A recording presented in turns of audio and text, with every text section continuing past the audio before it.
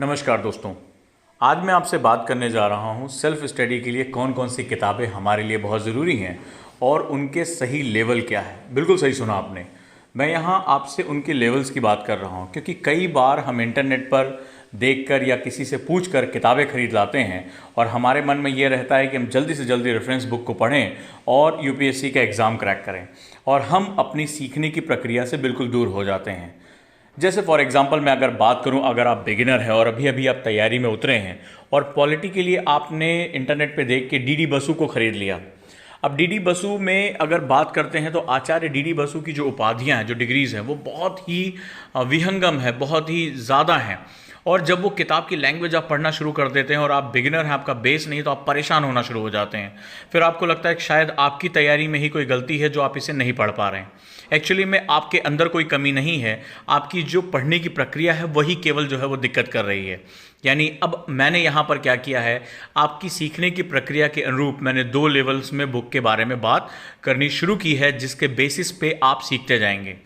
याद रखिएगा, सीखना एक ग्रेजुअल प्रोसेस होता है। अगर आपको किसी मकान की तीसरी मंजिल पर जाना है या आपको 10वीं मंजिल पर जाना है, सेम प्रक्रिया होगी। आप पहली सीढ़ी से शुरू करेंगे और धीरे धीरे आगे बढ़ते जाएंगे। अगर आपने जल्दबाजी की या शॉर्टकट मारा तो आपको चोट लगने की बहुत संभावना रहेगी। यहाँ पर भी वही प्रक्रिया काम करती है, जहाँ पर आप अगर किसी विषय पर अपनी महारत हासिल करना चाहते हैं तो आपको स्टेप बाय स्टेप आगे जाना पड़ेगा। चलिए अब हम विषय के बारे में बात करते हैं। For example polity. तो पॉलिटी एक बहुत ही डायनेमिक सब्जेक्ट है जिसका विस्तार बहुत ज़्यादा है। अगर मैं पॉलिटी लेवल 1 की बुक की बात करूं तो लेवल 1 में आप सबसे पहले एनसीईआरटी फोकस करेंगे, खासतौर पे नई एनसीईआरटी। और अगर आप एनसीईआरटी नहीं पा सकते हैं तो इसका दूसरा विकल्प है सुभाष कश्यप की बुक, जो कि 2 पार्ट में आती है, हमारा संविधान, our constitution and our parliament, हमारी संसद। आप एनसीईआरटी या सुभाष कश्यप में से जो भी आपको ईजिली अवेलेबल हो उसको आप ले सकते हैं। ये किताबें बहुत ही बातचीत की भाषा में लिखी गई हैं और लेमैन यानी कि बिगिनर के जो सोच है, उसकी जो समझ है, उसके हिसाब से इस किताब को डिज़ाइन किया गया है। यानी ये आपको आपके विषय से परिचित कराती है और आप धीरे धीरे अपना एक बेस डेवलप करते हैं। जब आपका लेवल 1 कंप्लीट हो जाए, जो भी आपके पढ़ने की गति है, जो आपके सीखने की गति है, इसमें आप किसी और के हिसाब से मत करिएगा कि मुझे 10 दिन में ये सीख लेना है या 15 दिन में सीख लेना है। याद करिएगा, जब आपने साइकिल चलाना सीखा होगा तो आपने एक लंबे समय तक जो है वो आपको पहली बार बैलेंस बनाने में बहुत ज़्यादा टाइम लगा, और जब आप साइकिल में पारंगत हो गए तो दूर तक ट्रैवलिंग करना भी आपके लिए बहुत आसान हो जाता है। तो सीखने की स्टार्टिंग में हमें धैर्य रखना पड़ता है, हमें वो बैलेंस बनाना पड़ता है, तब जाकर हम सीख पाते हैं। अब हम लेवल 2 की बारे में बात करेंगे। तो पॉलिटी के लेवल 2 में हमारे पास जो सबसे इंपॉर्टेंट बुक होती है उसको हम लोग लक्ष्मीकांत कहते हैं, जो कि पूरे देश में फेमस है। लेकिन जब स्टूडेंट इंटरनेट पे जाता है तो सबसे पहले इसी बुक का नाम पढ़ता है और वो लक्ष्मीकांत लेकर आता है। लक्ष्मीकांत हालांकि पॉइंट वाइज और बहुत ही सरल भाषा में लिखी गई है, लेकिन कई बार बिगिनर अपने आप को सब्जेक्ट के साथ अटैच नहीं कर पाता है। तो यहाँ पर मैंने आपसे 2 लेवल के बारे में बात किया। आइए दूसरे सब्जेक्ट के बारे में बात करते हैं, ज्योग्राफी या भूगोल के बारे में। तो ज्योग्राफी एक बहुत ही डायनामिक टॉपिक हो जाता है, जो इंटरडिसिप्लिनरी अप्रोच का सबसे बड़ा सब्जेक्ट है। अंतर विषय का मतलब होता है, इंटरडिसिप्लिनरी का मतलब है कि ज्योग्राफी अपना कुछ बेस जो है वो इकोनॉमिक्स से लेता है, कुछ बेस सोसाइटी से लेता है, और कुछ ज्योग्राफी इटसेल्फ अपने आप में एक बहुत बड़ा जो है डायनामिक सिस्टम है। तो यहाँ पर जनसंख्या, प्रवासन, मानव, आर्थिकी, खनिज और भू आकृतियाँ, ये बहुत बड़ा एक विषय अपने साथ लेकर चलता है। तो इसको पढ़ने के लिए ज़रूरी है कि हम स्टेप बाय स्टेप अपना जो है वो कार्य करें। अब हम इसमें लेवल 1 में आते हैं। तो लेवल 1 में जो सबसे बेस्ट बुक अवेलेबल है मार्केट में, वो 6 to 12 क्लास की एनसीईआरटी नई वाली। ये अपने आप में बहुत ही ज़बरदस्त किताब है, जो लगभग इन्वायरमेंट के साथ साथ जो इकोनॉमिक और भूगोल के मुख्य तथ्य हैं इन सबको कवर करता है।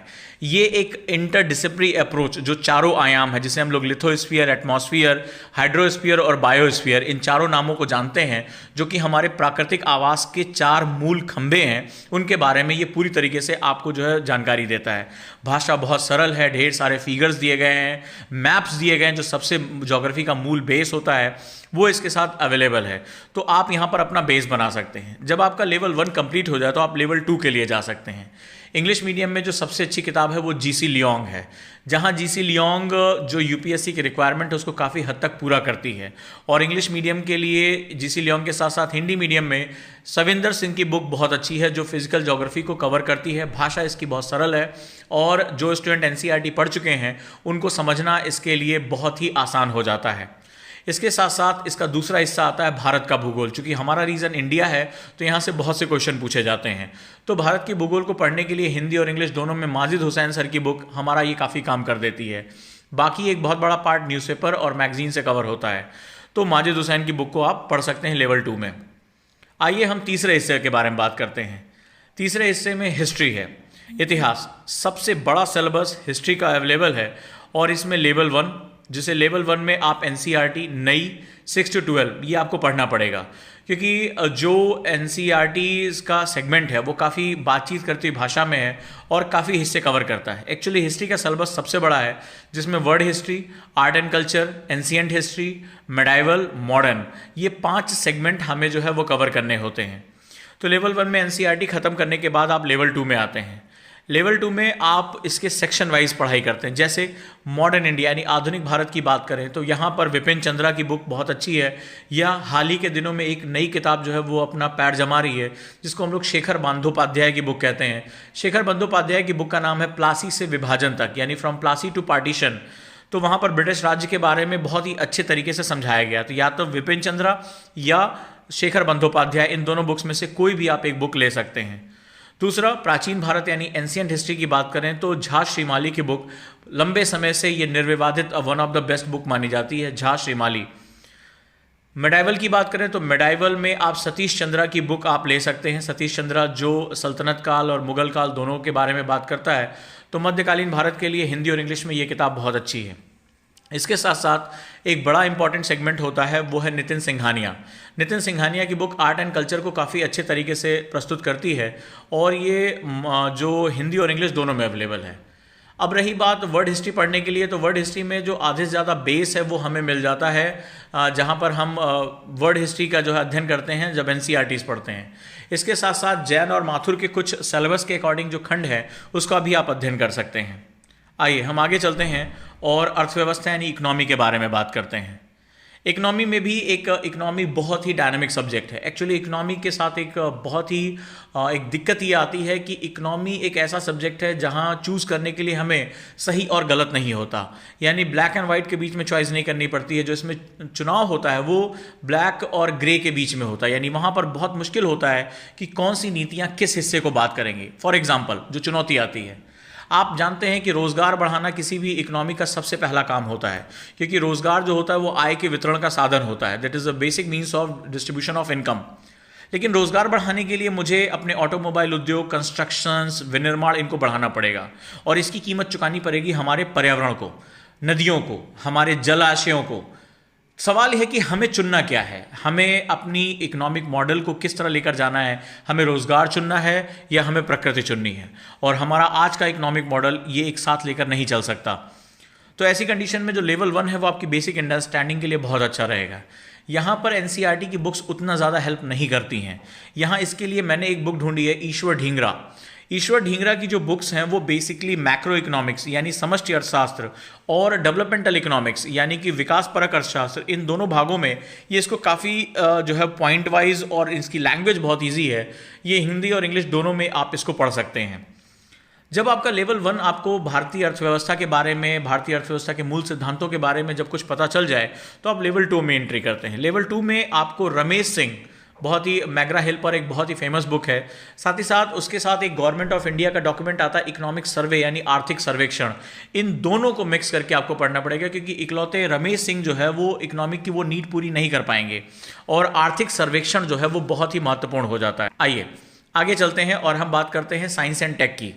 साइंस एंड टेक में बहुत डायलेमा है। साइंस एंड टेक में एक बड़ा पोर्शन बेसिक साइंस का है और एक पोर्शन टेक्नोलॉजी का है, लेकिन यूपीएससी का जो ओरिएंटेशन पिछले कुछ समय से आया है वो टेक की तरफ बहुत ज़्यादा है, यानी कि वो जो तकनीकी बदल रही है वो ओरिएंटेशन उसके साथ जुड़ जाता है। बेसिक साइंस की जानकारी के बिना टेक्नोलॉजी की जानकारी करना भी अपने आप में एक बहुत चुनौतीपूर्ण कार्य होगा। तो इसके लिए आप 6 to 10 की जो नई एनसीईआरटी आ रही है 6 to 10, उसको आप अध्ययन कर सकते हैं। वहाँ बेसिक फीचर्स को जो है वो समझ सकते हैं, क्योंकि साइंस एंड टेक का दायरा बहुत बड़ा हो जाता है। आगे चलकर आप देखेंगे कि इन्वायरमेंट एंड इकोलॉजी में एक बहुत बड़ा दायरा वो साइंस एंड टेक का प्रवेश कर जाता है।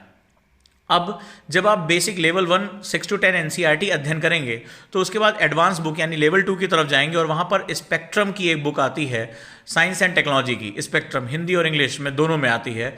वहाँ पर जो इन्होंने सेगमेंट्स रखे हैं जैसे biotechnology, space technology, nano technology, इसका आप काफ़ी अच्छे से अध्ययन कर सकते हैं।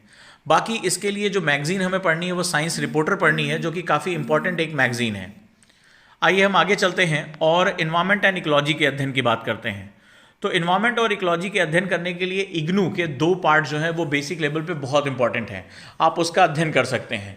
बाकी इन्वायरमेंट एंड इकोलॉजी के लिए जो सबसे अच्छी वेबसाइट है वो डाउन टू अर्थ है, ये मैगजीन फॉर्म में भी आती है, और उसका अध्ययन करते रहें जब आप एडवांस लेवल पर अपनी पढ़ाई करें। अब आ जाते हैं कुछ कॉन्क्रीट सब्जेक्ट्स पे। कॉन्क्रीट सब्जेक्ट्स में जो सबसे इंपॉर्टेंट सब्जेक्ट है वो है अंतर्राष्ट्रीय संबंध यानी इंटरनेशनल रिलेशनशिप है। तो अंतर्राष्ट्रीय संबंधों में अगर हम बात करें तो इसमें हमें 2 लेवल पे पढ़ना है, क्योंकि ये सबसे डायनामिक पार्ट होता है। इसमें लेवल 1 में आप एनबीटी पर एक बुक आती है वीपी दत्त की। तो वीपी दत्त ने सभी प्रधानमंत्रियों के कार्यकाल के हिसाब से उनकी विदेश नीतियों को जो है वो सैद्धांतिक रूप से समझाया है, क्योंकि फॉरेन पॉलिसी ही इंटरनेशनल रिलेशनशिप को समझने का मूल आधार हो सकती है। तो आप वीपी दत्त की बुक है, ये पतली सी बुक है जिसको आप आसानी से पढ़ सकते हैं, समझ सकते हैं, और यहाँ पर आपको उसके बेसिक्स पता चलेंगे। इसके साथ साथ जब आपकी वीपी दत्त की बुक खत्म हो जाए तो आप लेवल 2 में एंटर करिए, और लेवल 2 में आप जाते हैं तो आपको राजीव सीकरी की एक बुक मिलती है, जहाँ पर उन्होंने बहुत ही कम्प्रिहेंसिव वे में जो इस समय इंटरनेशनल डायलेमा है और तमाम तरह की चीज़ें हैं उसको उन्होंने कवर किया है। राजीव सीकरी की बुक हिंदी और इंग्लिश दोनों में अवेलेबल है। साथ ही साथ इसके साथ जो न्यूज़पेपर में जैसे द हिंदू में जो आईआर के आर्टिकल्स आते हैं या तमाम हिंदी न्यूज़पेपर में अंतर्राष्ट्रीय संबंधों पे आर्टिकल आते हैं, उस पर आपको एक खास नज़र बना के रखनी पड़ेगी। यानी आईआर का 30 to 40% हिस्सा जो है वो बेसिक है और 60% हिस्सा जो है वो काफ़ी हद तक कंटेम्प्रोरी है, समसामयिक है। अगला टॉपिक हमारा है और वो है इंटरनल सिक्योरिटी, आंतरिक सुरक्षा। आंतरिक सुरक्षा के लिए जो हमारे पास एक बेसिक सेगमेंट आता है वो है मैग्रा हिल पर एक बुक आती है अशोक सिंह सर की। ये बेसिकली आईपीएस ऑफिसर रह चुके हैं और इनकी ये बुक बहुत अच्छी है, तो बेसिक अध्ययन आप यहाँ से कर सकते हैं। बाकी जो अपडेट्स होती हैं वो मिनिस्ट्री ऑफ होम अफेयर्स यानी गृह मंत्रालय की वेबसाइट पे हर साल एक एनुअल रिपोर्ट जारी की जाती है। अगर आप इस एनुअल रिपोर्ट का अध्ययन कर लेते हैं तो आपको एग्जाम में सीधे सीधे प्रश्न मिलते हैं। ये वो हिस्सा है जहाँ से सीधे जो है टू द पॉइंट क्वेश्चन आते हैं और आप तड़ाक से बहुत अच्छे मार्क्स उठा सकते हैं। आइए इसके बाद एक और सेक्शन है जिसे हम लोग डिजास्टर मैनेजमेंट यानी आपदा प्रबंधन के नाम से जानते हैं। आपदा प्रबंधन को पढ़ने के लिए जो सबसे बेसिक बुक है वो आपकी सविंदर सिंह आती है। सविंदर सिंह की एक आपदा प्रबंधन यानी डिजास्टर मैनेजमेंट पे हिंदी और इंग्लिश दोनों की बुक आती है। पतली सी बुक है और अब बेसिक सिद्धांतों को समझने के लिए आप सविंदर सिंह की इस बुक को ले सकते हैं। जब आपकी लेवल 1 की स्टडी पूरी हो जाए तो आप लेवल 2 में एंटर करेंगे और लेवल 2 के लिए आपको NDMA national disaster management authority NDMA की वेबसाइट पर ये हमेशा एनुअल रिपोर्ट यानी कि वार्षिक जो है वार्षिकांक निकालते हैं। और अगर आप इसका अध्ययन कर लेते हैं इसमें मैप्स के थ्रू और बहुत ही ऑथेंटिक डाटा के थ्रू आपको बताया गया, तो आपकी एडवांस लेवल की तैयारी इसके साथ हो जाती है, जिसे हम लोग मेंस कहते हैं। अब आ जाते हैं हम जीएस पेपर 4 पे, जो कि एक बहुत बड़ा सेगमेंट है। इसे हम लोग एथिक्स कहते हैं। एथिक्स को भी एथिक्स इंटीग्रिटी जो है वो अभिरुचि सत्यनिष्ठा, ये बहुत बड़ा टॉपिक है। एक्चुअली इसके लिए कोई बुक्स नहीं हो सकती है। मैं आपको सत्य की परिभाषा, आपके आचरण, आपकी दृष्टिकोण, ये 1 या 2 दिन में टीचर नहीं सिखा सकता। वास्तव में इस पेपर को रखने का बेसिक मकसद है कि आप मूल सोच में कैसे हैं, आप चीज़ों को कैसे समझ पाते हैं, आपने अपने महापुरुषों से क्या सीखा। खासतौर पर भारतीय संस्कृत की अगर हम बात करें तो आपका क्या इनपुट है इसमें। अब हम एथिक्स के बारे में बात करेंगे तो एथिक्स में जो लेवल 1 है वो है आपका लेक्सिकॉन। लेक्सिकॉन की जो बुक है ये हिंदी और इंग्लिश में भी आने लगी है और ये दोनों जो है वो आपको बेसिक जो उसमें विवेक किसे कहते हैं, एथिक्स क्या होता है, वैल्यूज़ क्या होती हैं, इंटीग्रिटी क्या होता है, एप्टीट्यूड क्या होता है, इनकी जो बेसिक परिभाषाएं हैं वो बहुत अच्छे उदाहरण के साथ समझाई गई हैं। तो आपको अगर अपना बेस बनाना है तो आप लेक्सिकॉन के साथ उसका अध्ययन कर सकते हैं। इसके बाद जो लेवल 2 है वो आपको डायनामिक स्टडीज़ की तरफ लेकर जाता है। इस डायनामिक स्टडीज़ में सबसे पहला है वो है राजनीतिक विचारक।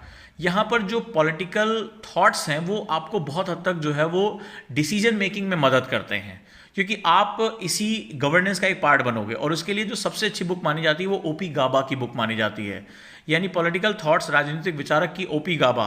इसके साथ साथ कुछ महान विभूतियों की बुक्स पढ़ना हमारे लिए बहुत ज़रूरी है। जैसे मैं अक्सर एक बुक का एग्जाम्पल लेता हूँ, सत्य के मेरे प्रयोग, my experiment with truth, Mahatma Gandhi, ये बुक आपको पढ़ना है। जो विवेकानंद की बुक है वो आपको पढ़ना है। डॉक्टर एपीजे अब्दुल कलाम, जो विंग्स ऑफ फायर या इंडिया 2020, यहाँ से सीधे सीधे प्रश्न जो है वो निकलकर सामने आ रहे हैं। तो इन बुक्स का अपनी इंटरेस्ट के हिसाब से आपको लगातार इसकी स्टडी करना है। तो ये एक बेसिक सेगमेंट रहा। इसके बाद एक छोटा सा सेगमेंट रह जाता है, उसको हम लोग बोलते हैं इंडियन सोसाइटी, यानी भारतीय समाज। भारतीय समाज का जो मूल बेस है वो आपको राम आहूजा की बुक से मिल जाएगा। राम आहूजा की ये बुक आपको सैद्धांतिक भारतीय समाज और उसकी चुनौतियों के बारे में, उसकी चैलेंजेस के बारे में आपसे बात कर पाएगा। हिंदी और इंग्लिश दोनों में अवेलेबल है। और साथ ही साथ इंडियन सोसाइटी को पढ़ने के लिए हमें लगातार न्यूज़पेपर पे जो भी इश्यूज़ आ रहे हैं, जैसे महिलाओं से संबंधित, एग्रीकल्चर से संबंधित, या भारत में जाति, धर्म, लिंग, क्षेत्र, भाषा, इनसे संबंधित जब भी कोई न्यूज़ आती है तो आप उसकी कटिंग करके न्यूज़पेपर को अपने साथ रख लें, चाहे हिंदी या इंग्लिश में हो, और उससे आप अपनी चीज़ों को अपडेट करना शुरू कीजिए। तब जाकर आप जो है वो इसका बेस बना पाएंगे। तो मुझे एक उम्मीद है कि जो मैंने आपको लेवल 1 और लेवल 2 के हिसाब से बुक्स बताई हैं, आप उसको फॉलो करेंगे।